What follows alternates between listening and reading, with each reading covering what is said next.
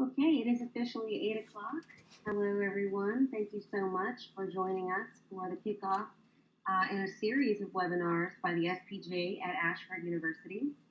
Tonight's webinar is titled Black and White, Reading Between the Racial Lines in Media Coverage, and it's being presented by Rachel Gribble, who is a recent graduate of the JMC program at Ashford University. She's also the former vice president for SPJ at Ashford. If you have any questions at all or comments during the webinar, please feel free to type them into the chat box. And yes, this meeting is being recorded. We will post the recorded webinar on the SPJ at Ashford website so that you can view it later and share it with other people as well. So without further ado, I'm going to hand it over to Rachel. Good evening, everyone. I'm Rachel, as Gabriel just introduced. I am a 2015 graduate and a founding member here at the SPJ chapter of Ashford University. Tonight's webinar is part of the blog series on diversity. You can find it along with our series on ethics and the Freedom of Information Act, as well as information about our service projects at spjashford.org. America is on the road to becoming a plurality nation. We become more diverse every day. And since 2012, we've seen increasing coverage of racial protests, riots, and activist movements. That's why it's important for journalists and other communicators to have conversations about race and consider its implications. Why does race matter? The Maynard Institute for Journalism Education lists race as one of the 5 enduring forces that shape tension in society. As journalists, it's our responsibility to tell the stories of our society, which means we have to understand and provide the context for the events that we cover. Robert C. Maynard, the co-founder of the Maynard Institute and its namesake, was an African-American journalist who worked tirelessly to educate other journalists about diversity. He said, "This country cannot be the country we want it to be if its story is told by only one group of citizens. Our goal is to give all Americans front door access to the truth." That's a pretty big responsibility, but we do have the power to do it. Studies have proven over and over again that the news media has the power to disprove stereotypes or perpetuate them. Unfortunately, the media has historically done the latter. A 2015 study by Temple Northup at the University of Houston found that long-term exposure to local television news, wherein African Americans are depicted frequently and stereotypically as criminals, predicted increased negative implicit attitudes toward African Americans. This finding is disappointingly unsurprising. Let's take a brief look at some of the historical background of media coverage surrounding protests and riots. The picture on the right is from the Detroit race riots in July of 1967. This was a huge turning point for the civil rights movement in the United States, and it was the first time that many white Americans saw urban Black Americans on their nightly news. The riots were violent and are believed to have sparked other riots throughout the country. To understand what happened and why it happened, and what could be done to prevent it from happening again, President Johnson formed the 11-member Kerner Commission to investigate the cause of the riots and make recommendations for the future. The commission reviewed media coverage and criticized the media for failing to adequately represent African American life in its coverage and employment practices in the Kerner Report. This commission drew 3 major conclusions about its role in about the media and its role in the Detroit riots.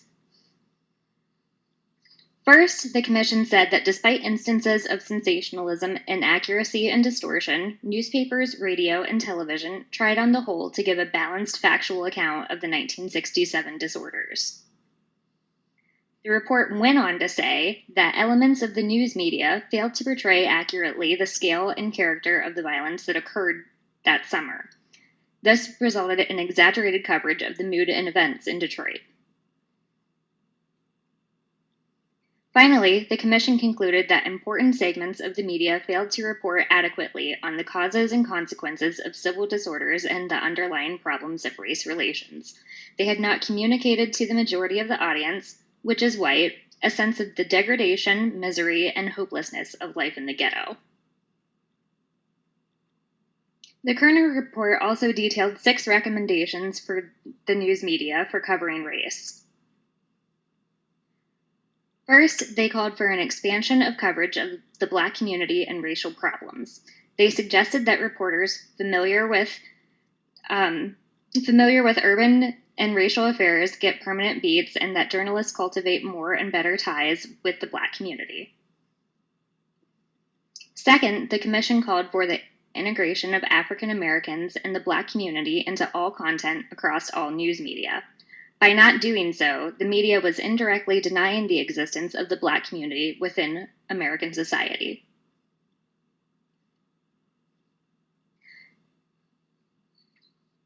The Commission also hit on the hiring practices of the news media.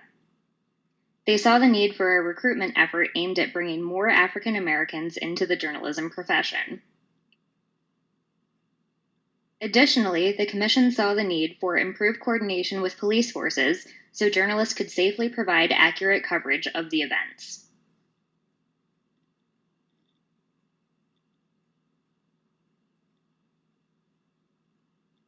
The report also calls for internal guidelines for the news media, which would outline how to accurately and responsibly report on racial news. Today, organizations like the Associated Press and the Associated Press and the Society of Professional Journalists have these guidelines, but there are many other, more specialized media organizations that offer guidelines and training to the media. Finally, the Commission called for an institute on urban communications. The idea behind this was to train and educate journalists about urban issues, recruit and train African Americans, improve the relationship between police forces and the press, review coverage of racial stories, and continue research in this field. The Kerner Commission made some very accurate conclusions and powerful recommendations. But fast forward nearly 5 decades and think, has anything really changed since then? In recent years, we've seen, heard, and read of many racially charged events in the news, and one thing immediately becomes clear. The language the media uses to cover riots shifts when race is involved. The picture on the right shows a meme that I've seen a lot on social media, and I'm sure you have too. The left column shows the language the media, particularly pundits, use when talking about Black riots. The right column? Well, that shows the language the media uses when white people riot, usually over sporting events and a little festival called Pumpkin Fest. But it's just a meme, right? Well, let's look at some examples. On this slide, we have a photo and caption directly from the Associated Press. Now, I live in Columbus, Ohio, and I understand that people take the Buckeyes very seriously here, but even in this caption, you see the bias. Police officers try to disperse the crowd of Ohio State fans trying to block High Street as they celebrate the Buckeyes' win. In the picture, you can see the riot gear on the police and the pepper spray. On the other hand, you have coverage of the riots in Baltimore this past April. If you look at the graphic below Megyn Kelly's screen, you see it. Criminals, looting, destroying property. But the two aren't the same, you say? No, they're not. But consider this. Those Ohio State fans, well, they destroyed property too. They tore down a temporary goalpost and set couches on fire. Some of them were brought up on criminal charges. There were even gunshots heard after the police had cleared the scene. But we don't call them criminals or say that they destroyed property. They're just fans celebrating, right?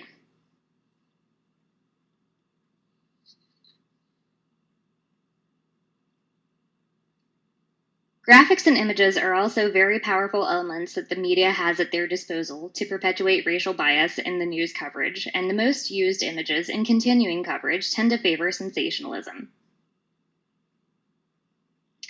Here's a picture from Twitter. On the right, you can see that NBC News tweeted out photos of Samuel DuBose, a Cincinnati man shot by a cop at a routine traffic stop, and the cop who shot him. Do you see what's wrong with it? What about now?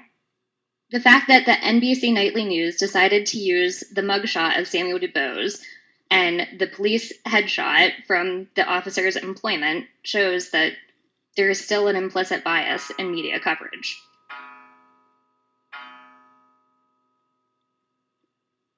In Baltimore, the media continuously showed sensational images of chaos while giving very little coverage to the peaceful demonstrations or the people working to rebuild the community.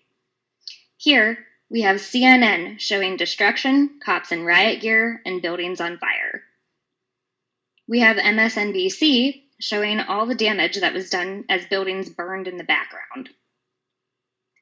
The Boston Herald screams rage and shows a black man walking away from a police van erupting in flames.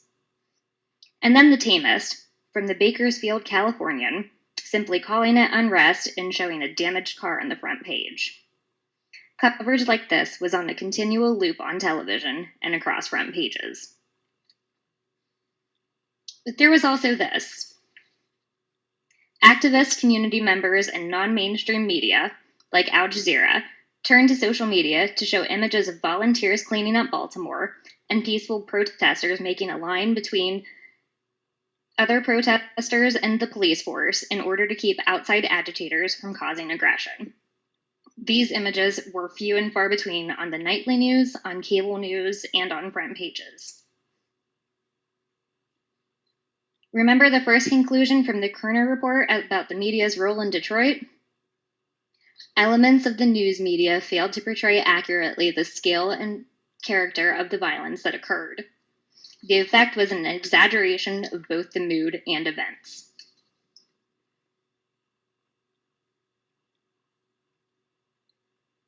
Black Lives Matter and other modern racial activism groups seem to confuse the news media today. This isn't anything new either, as some critics suggest that the media have whitewashed other groups that were more similar to Black Lives Matter, like the SNCC from civil rights history. Black Lives Matter is louder, more diverse, and more decentralized than what people normally think when they hear the phrase civil rights movement. They are also more confrontational compared to Dr. Martin Luther King and the SCLC. The media tends to focus on that confrontational tactic of Black Lives Matter instead of the platform Black Lives Matter is trying to get into the public consciousness. That leads us back to the third conclusion of the Kerner report. Remember that the Commission found that the media did not communicate the sense of degradation, misery, and hopelessness that African Americans faced in 1967? Parts of our media seem to be going down that path again. Here's Black Lives Matter's platform, which is pulled directly from the About section on their website. How Black poverty and genocide is in state violence. How 2.8 million Black people are locked in cages in this country is state violence. How Black women bearing the burden of a relentless assault on our children and our families is state violence. How Black, queer, and trans folks bear a unique burden from a heteropatriarchal society that disposes us like garbage and simultaneously fetishizes us and profits off of us, and that is state violence. How 500,000 Black people in the U.S. are undocumented immigrants and are regulated to the shadows. How Black girls are used as negotiating chips during times of conflict and war. How Black folks living with disabilities and different abilities bear the burden of state-sponsored Darwinian experiments that attempt to squeeze us into boxes of normally defined by white supremacy, and that is state violence. Some of these we've heard in the media.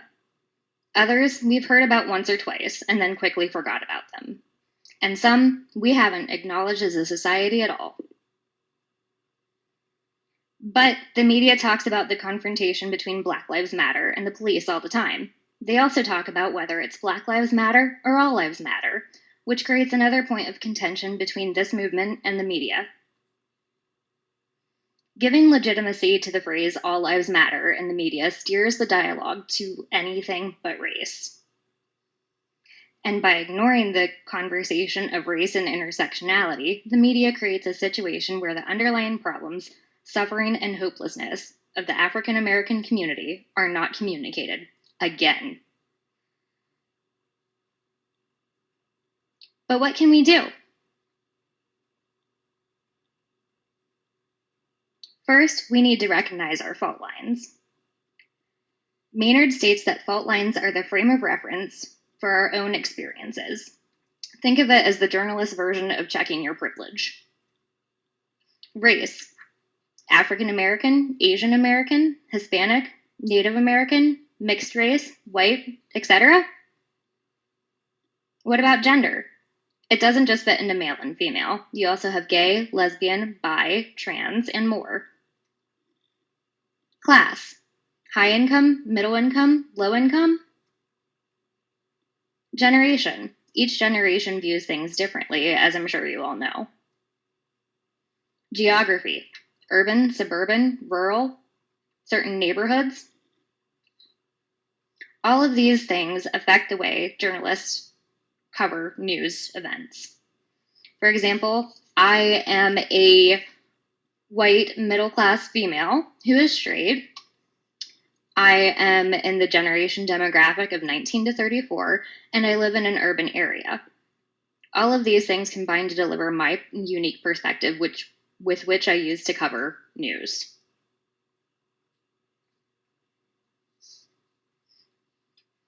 You also need to broaden your reporting. News events, especially those surrounding racial issues, do not happen in a vacuum. You need to educate yourself about the complexity of your topic. Use a variety of sources. If the majority of your sources reflect you and your point of view, you're doing it wrong. Look for experts, but also include those people without titles. The people without titles can often provide a unique perspective that the experts who make the rounds on cable news, who happen to generally white and male, can't provide. Use a variety of coverage. Don't just play a video loop of a burning building in the background or protesters clashing with police. Show them the peaceful sides too. Make an effort to include nuance in your reporting instead of sticking with conflict-oriented coverage. We know that conflict-oriented coverage generally takes the lead, but ignoring the nuances in a story does a disservice to everyone involved and your audience. Involve the community. Your reporting should be reflective of your community, and that doesn't mean just covering festivals involving ethnicities or ethnic food or anything like that. You should involve as many different voices as you can in your stories, their everyday lives, what they think about on issues. On the next slide, we'll take a look at a process to help you do that. Civic mapping helps you involve the community and broaden your reporting. Start with newsroom conversations. Identify your preconceived notions about a community of interest. Put them up on a wall. This helps you remember your own fault lines. Collect the names of known community leaders, the officials and quasi-officials. Ask those officials and quasi-officials an important question. Whom do they seek to get news and information about the community? Collect the names they give you. This will generally fall into a couple of categories. Catalysts, the go-to people who often get things done but may not carry a title, and connectors, the civic bumblebees who pollinate many different groups. Scouts, sports teams, PTAs, house clubs, church groups, you name it. They impart information. Find out where people hang out. At the diner or donut shop, the barber shop or swim club, the third place where people talk informally about their communities. Hit the streets and start interviewing these folks and visiting these places. This will give you a deeper understanding of how the news affects this particular community.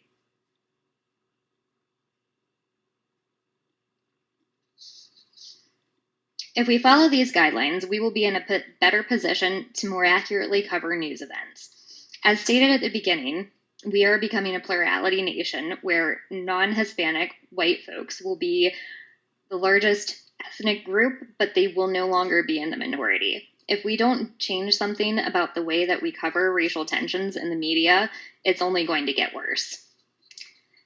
Thank you for joining us tonight. If you have any questions, I will be very happy to answer them. Again, you can find our blog on spjashford.org, and you can also find more resources at www.spj.org.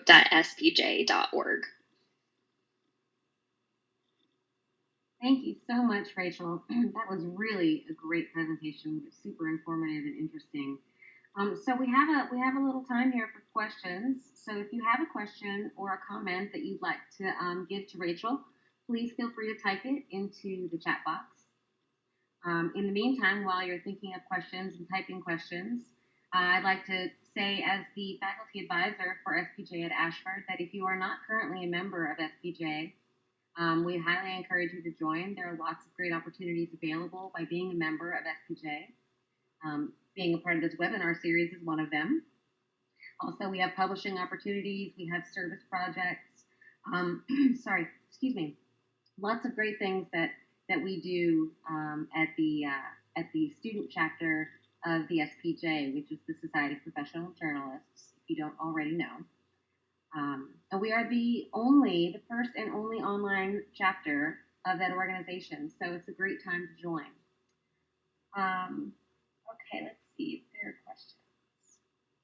Yes, there is a way to get this information after the webinar. We have recorded this session, and we are going to post it on the SPJ Ashford website, which is spjashford.org. So that's where the webinar will be housed. Give us a few days to get it up on the website, and that's where it will be, and you can go back and review it. Okay, Dave, if you have to renew your membership at SPJ, that's super easy to do. You just go to spj.org and go under membership or join, and they should give you all the information there. Another thing that a lot of people don't know about joining SPJ, they have a great student rate to join, but they also will do it in a monthly debit from your checking account, and it's less than $5 a month. So for less than $5 a month, which is about the cost of a Starbucks, you can be a member of SPJ National and the SPJ at Ashford chapter. We do not charge dues to be a member of the Ashford chapter, but you do have to belong to SPJ National. April, that's awesome. You signed up for a 4-year plan last May. That's great. Brianna, awesome. Come on and join us. We'd love to have you as part of the organization. Let's see, Sean, can SPJ publish my poetry book? I don't think so, but you know who can publish your poetry is The Ash, which is a new creative writing journal at Ashford University, and you can go to their website. It's ashford.edu/ASH, and you can find out all about that there. Yes, Dr. Taylor Moore reminds us that it's a great addition to your resume being an SPJ member. And really, you just would not believe all of the great opportunities that are available as a member.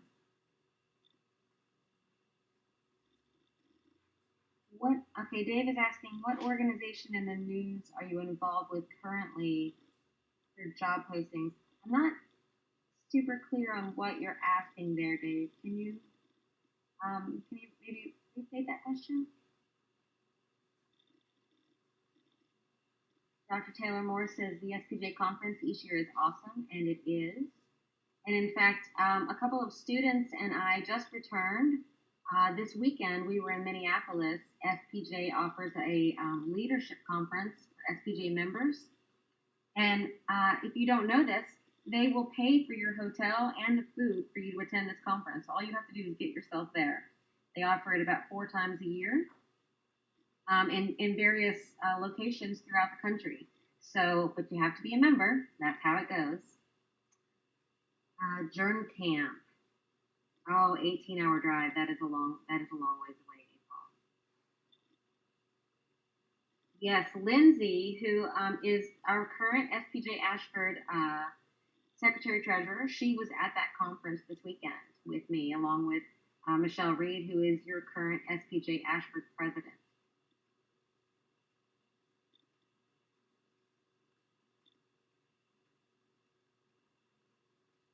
Okay, Brianna's asking what other resources are available to journalism students. I mentioned creative writing. Yes, that's true. So there are two journals that are currently being published by Ashford University.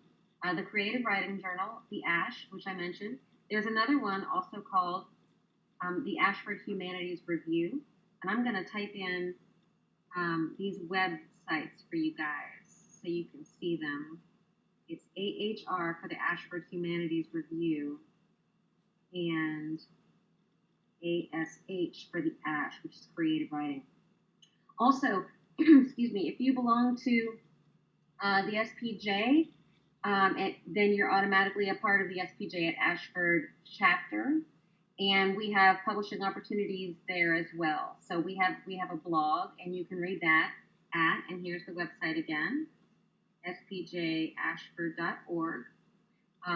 We have a blog series on diversity, and Rachel is actually the person who runs that blog series. She writes a monthly blog on diversity, and she does the webinar. She just did the webinar on diversity.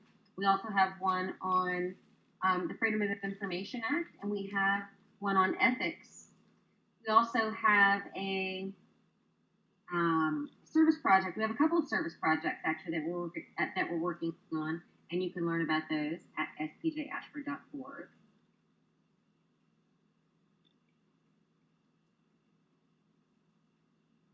Yes, Sean, let me post that again for you.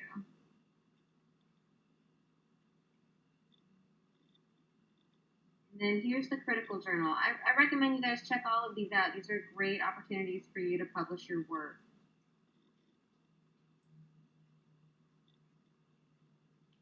Other questions? Other questions for Rachel specifically on the wonderful webinar that she presented? Hi, Dr. Scala. I would like to congratulate you guys on such a wonderful webinar. And I want to make sure that I address Dave's question there. I think what you're asking is whether or not we are affiliated with these different networks and have partnerships and relationships to where students might have some opportunity. The short answer to that is no, we do not have partnerships aligned just yet.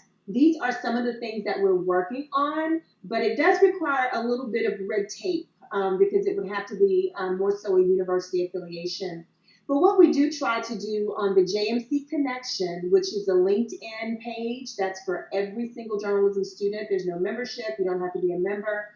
Any opportunities that we find, we try to put it out there for students to really just kind of explore options that are there. But that is the great thing about being a member of SPJ, because if you are a member of SPJ, you are linked to people and professionals who are actually working with these organizations.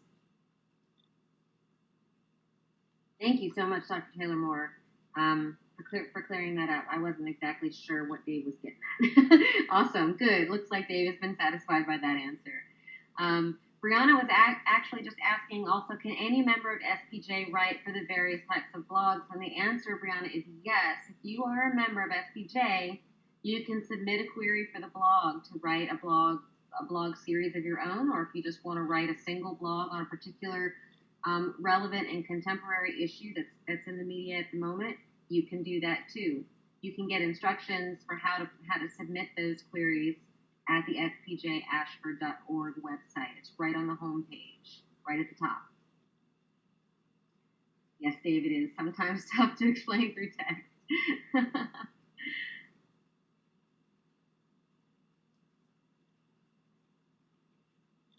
Yes, and encourage your classmates, thank you, Dr. Taylor Moore, to attend the next webinar and to join SPJ.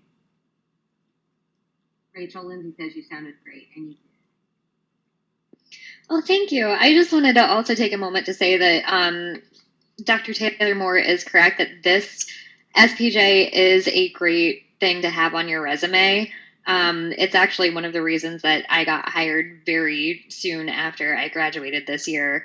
I actually work in brand journalism, which is a term I'm not wholly comfortable with right now, for a marketing department at a software company. It's not exactly what I would want to do long term, but there aren't a whole lot of open opportunities to work in the news media in Columbus. But it is a start. But my manager is actually a former journalist from the Columbus Dispatch, and she insists on hiring people only with a journalism background or a journalism education. So it's okay to think outside the box sometimes when it comes to getting a job after graduation, and no matter what field of communication you go into, SPJ will look great on your resume. Absolutely. It's a great networking opportunity too. And there are student chapters and there are pro chapters. And if you are a member of the student chapter, you can remain a member of your student chapter for, I think it's up to 3 years after you graduate. You can't hold leadership positions, but you can be a member and an active member like Rachel is. She continues to support her student chapter, even though she's technically a pro now, and we're really excited and proud for her. And you can also belong to your pro chapter once you have graduated from the university. And SPJ will help connect you to all of those people. It's a wonderful way to network.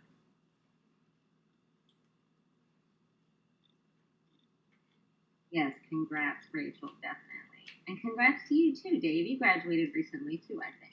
I saw that earlier in the chat.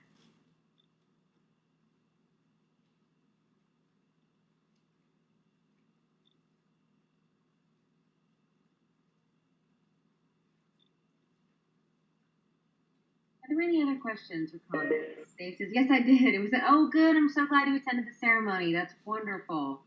That's great. I'm really happy to hear that. Glad that it was amazing. I wish I could have been there too.